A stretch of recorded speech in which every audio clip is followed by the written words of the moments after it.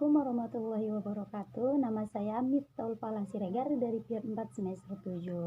Alhamdulillahirabbil alamin wassalatu wassalamu ala asrofil anbiya'i wal mursalin wa ala alihi wa sahbihi ajmain.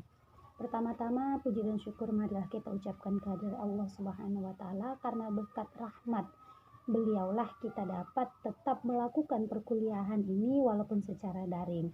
Salawat dan salam marilah kita hadiahkan kepada junjungan kita, yakni baginda Rasulullah Sallallahu Alaihi Wasallam dengan mengucapkan lafaz Allahumma salli ala Sayyidina Muhammad wa ala ali Sayyidina Muhammad. Pertama-tama terima kasih kepada dosen pengampu mata kuliah kepemimpinan saya, yakni Bunda Armanila. Kemudian kepada teman-teman yang sudah mau menyaksikan video saya ini, kepada teman-teman mohon disaksikan video saya ini sampai akhir. Adapun di sini saya selaku pemakalah dari kelompok 2 akan menjelaskan mengenai makalah kami yang berjudul Syarat dan Prinsip Kepemimpinan di RA, konsep secara umum dan secara Islam. Jadi di dalam konsep kepemimpinan syarat dan prinsip itu terdapat unsur. Adapun di makalah saya membuat proses kepemimpinan mengandung 5 unsur yang mencakup pertama, pemimpin adalah orang yang mengarahkan pengikut, melahirkan kinerja atau aktivitas. Yang kedua, pengikut adalah orang yang berada di bawah pemimpin, pengaruh pemimpin. Yang ketiga, konteks. Konteks adalah situasi atau formal atau tidak formalnya, sosial atau kerja, dinamis atau statis, darurat atau rutin, rumit atau sederhana sesuai dengan hubungan pemimpin dengan pengikut. Kemudian yang keempat adalah proses. Proses adalah tindakan. Tindakan kepemimpinan, perpaduan memimpin, mengikuti, dan bimbingan menuju pencapaian tujuan, pertukaran, membangun hubungan. Yang kelima adalah hasil. Hasil adalah yang muncul dari hubungan pemimpin, pengikut, dan situasi ataupun tadi konteks itu. Jadi dalam unsur itu ada 5. Sebenarnya 5 unsur ini saling berkaitan. Yang pertama itu adanya kepemimpinan, yang kedua itu pengikut, yang ketiga situasi atau konteks, yang keempat itu proses. Setelah terjadi proses maka akan melahirkan hasil. Jadi ada 5 unsur kepemimpinan yang saya paparkan di pemakalah. Jadi itu tidak berjauh beda dengan menurut Wahab.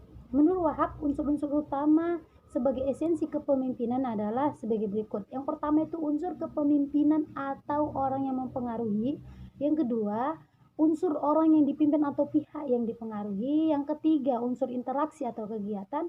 Yang keempat, tujuan yang hendak dicapai. Dan yang kelima, unsur perilaku. Selanjutnya, setelah adanya unsur-unsur dalam kepemimpinan, kemudian ada syarat-syarat dalam kepemimpinan. Jadi syarat-syarat dalam kepemimpinan itu secara umum saya paparkan itu ada 20 syarat-syarat itu menurut Siagian dalam Martoyo. Dia mengemukakan ada 20, saya hanya sebutkan beberapa, hanya 5. Yang pertama, syaratnya itu pendidikan umum yang luas. Jadi seorang pemimpin harus memiliki syarat pendidikan umum yang luas. Yang kedua, seorang pemimpin yang baik adalah seorang yang generalis, yang mampu mengembangkan skill. Ya, seorang pemimpin yang baik adalah seorang pemimpin yang mampu mengembangkan skill. Yang ketiga, kemampuan berkembang secara mental. Yang keempat, memiliki rasa ingin tahu atau inovatif dan kreatif yang tinggi. Seorang pemimpin harus memiliki rasa ingin tahu yang tinggi. Kemudian yang kelima, kemampuan menganalisa sesuatu. Nah, buat teman-teman bisa baca makalah saya menyebutkan ada 20 syarat-syarat pemimpin secara umum. Sedangkan secara Islam, dalam Islam itu kita punya seorang pemimpin, yaitu suri tauladan kita, yakni Rasulullah Sallallahu Alaihi Wasallam. Maka kalau kita ingin menjadi pemimpin, maka harus kita ikuti sifat-sifat beliau. Adapun syarat-syarat menurut Islam, yakni mengikuti sifat beliau. Yang pertama siddiq. Siddiq itu artinya sifat yang disukai banyak orang yang berhubungan dengan sifat adil, jujur, itu dia. Jadi Rasulullah sangat disukai banyak pengikutnya karena Rasulullah itu adalah orang yang jujur dan adil. Yang kedua adalah amanah. Rasulullah itu dipercaya oleh seluruh pengikutnya karena memang dia mempunyai sifat amanah. Yang ketiga yakni tabligh, merupakan sifat. Jadi sifat Rasul yang ketiga itu yaitu tabligh, yaitu tidak menyembunyikan informasi apapun. Jadi menjadi seorang pemimpin itu harus mampu memberi informasi-informasi terbaru kepada pengikutnya. Jadi syarat pemimpin, jika ia belum mampu memberikan informasi-informasi terbaru atau tidak adanya keterbukaan antara pemimpin dan pengikut, maka ia tidak termasuk kriteria syarat pemimpin yang baik menurut Islam. Yang keempat yaitu fatonah, cerdas. Kecerdasan Rasul dalam memimpin umatnya. Jadi seorang pemimpin itu harus cerdas, dan ini sebenarnya berkesinambungan dengan pendapat syarat kepemimpinan secara umum dengan syarat kepemimpinan secara Islam. Seperti yang saya paparkan tadi, ya ini harus memiliki pengetahuan yang luas. Jadi dalam secara umum itu juga harus cerdas, dan secara Islam juga harus cerdas. Namun menurut Imam Al-Ghazali ada 10 syarat bagi seorang yang akan menjadi pemimpin. Yang pertama adalah seseorang yang menjadi pemimpin adalah seorang yang telah dewasa.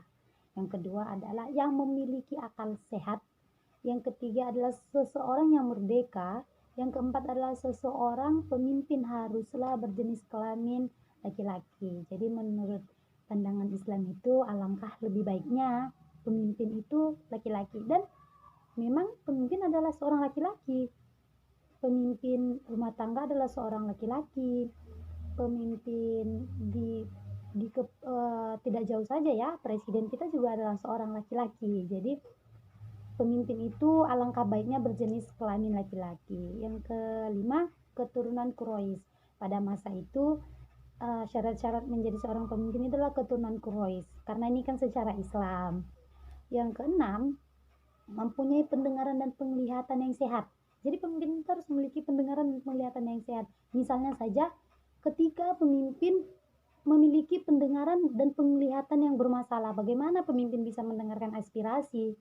Bagaimana pemimpin bisa melihat kondisi yang sedang terjadi atas kepemimpinannya apabila ia memiliki masalah dalam pandangannya gitu. Ternyata dia udah melihat bahwa kondisinya sedang tidak baik-baik saja, tapi dia memiliki pendengaran dan penglihatan yang kurang baik, maka dia tidak termasuk kriteria syarat-syarat kepemimpinan yang baik. Kemudian yakni mempunyai hidayah, kemudian lagi memiliki ilmu pengetahuan, dan yang terakhir adalah mampu mengendalikan diri dari perbuatan tercela. Jadi setelah tadi ada unsur, ada syarat, kemudian ada prinsip. Apa itu prinsip di kepemimpinan? Secara umum, prinsip di kepemimpinan itu yang pertama adalah prinsip pelayanan. Bahwa pemimpin mampu melayani kegiatan-kegiatan operasional. Misalnya di sekolah, seorang pemimpin atau kepala sekolah mampu melayani kegiatan operasional sekolahnya. Yang kedua, prinsip persuasi. Pemimpin dalam menjalankan tugasnya memperhatikan situasi dan kondisi tempat demi keberhasilan. Yang ketiga, prinsip bimbingan. Yang keempat ada prinsip berkesinambungan. Yang kelima adalah prinsip efisiensi. Itu tadi prinsip kepemimpinan secara umum, sedangkan secara Islam ada 3 prinsip kepemimpinan itu. Yang pertama adalah amanah. Seorang pemimpin haruslah memegang prinsip yang amanah. Ketika ia terpilih menjadi pemimpin, artinya ia adalah pilihan, ia adalah yang terbaik. Ia mengemban amanah yang begitu besar dari pengikutnya. Seseorang yang terpilih menjadi pemimpin adalah seseorang yang mampu mewujudkan amanah-amanah yang telah diberikan oleh pengikutnya. Yang kedua adalah adil. Setelah amanah, pemimpin itu haruslah seseorang yang adil. Jadi ketika menjadi pemimpin, dan ia tidak memiliki keadilan, maka ia tidak menjalankan prinsip-prinsip kepemimpinan itu menurut Islam. Dan yang terakhir adalah musyawarah. Musyawarah adalah salah satu prinsip yang wajib ditegakkan oleh seorang pemimpin, di mana ketika ia menghadapi masalah, maka ia harus melakukan musyawarah dengan pengikut-pengikutnya. Artinya, ia melakukan hal di mana ia bisa mendengarkan aspirasi oleh pengikutnya.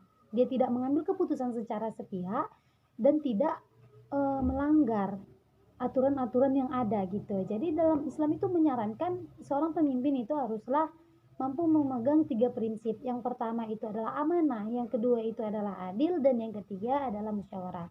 Baiklah, sekian saja penjelasan dari saya mengenai makalah saya tentang syarat dan prinsip kepemimpinan menurut Islam dan secara umum. Baiklah teman-teman, saya akhiri dengan wassalamualaikum warahmatullahi wabarakatuh. Jangan lupa like, subscribe, dan share video ini agar semua tahu apa saja syarat dan prinsip unsur-unsur kepemimpinan yang baik. Terima kasih, Winsu juara!